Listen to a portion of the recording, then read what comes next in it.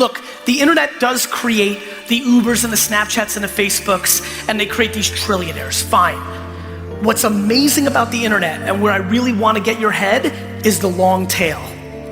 How many people here work somewhere, but really want to have their own business or hustle? Raise your hands.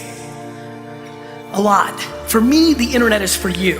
For me, if I sat down with these two dudes, the black shirt and the white shirt right in this third row, and they both raised their hands, for me, it's not about, if I was sitting down with you for 3 hours, it's not about coming up with a business that's gonna do 10 million bucks. It's about understanding how much money you make now working a job, what you spend your money on to live, and trying to figure out how quickly you can get into a place where you don't have to work in a job. One more time, how many hands work somewhere but want to do their own thing? Raise your hands. More than half this audience. Meanwhile, let me tell you why most of the hands that just went up will never get there. They buy dumb shit. Do you know how many people here literally drive cars to impress people that they fucking hate? People literally going in debt or getting further from leaving the job they don't like to do something that will make them happy because they have to buy a certain car that has a logo that impresses people that they fucking despise. Do you understand how fucked up that is? Do you know how many people here live in homes where they don't use more than half the rooms in the house? Like, we are so fundamentally in a vortex that makes no sense that I am unbelievably passionate understanding how much money you make and what you can do to get off of it. But the problem is, again, people are doing so many things to keep up with the Joneses, to make it look like they're successful, to appease their parents, and a million fucking other things that have nothing to do with themselves.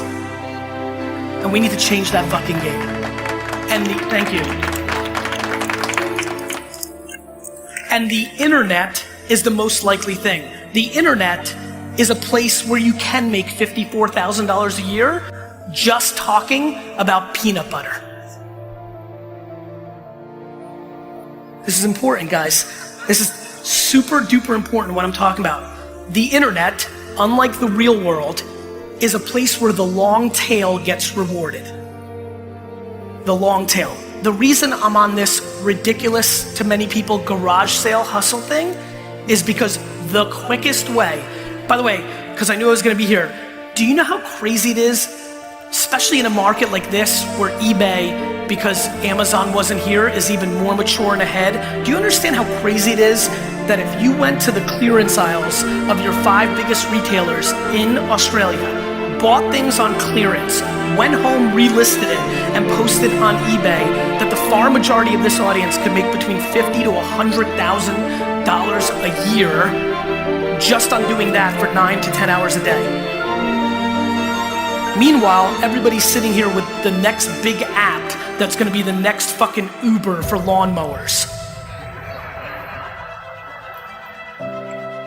The thing that has made me successful far more than my passion or my energy is my disproportionate practicality. Most people want to look the part of an entrepreneur that came up with the next Supreme or Adidas brand or the next Uber or Facebook, yet are $40,000 in debt, working a job that they hate, and literally, if they went to the 5 discount stores that dominate this market, buy things on clearance, go home, take a picture with their fucking phone, and upload to eBay, and then when people buy it, go to the post office and ship it, they would be able to get out of debt and get into a financial place. But people don't want to do that because they don't want to be judged for that being their hustle. Most people in this room and this world would rather lose looking like they're doing something successful than win and be judged for doing something that seems dorky. It's fucking facts.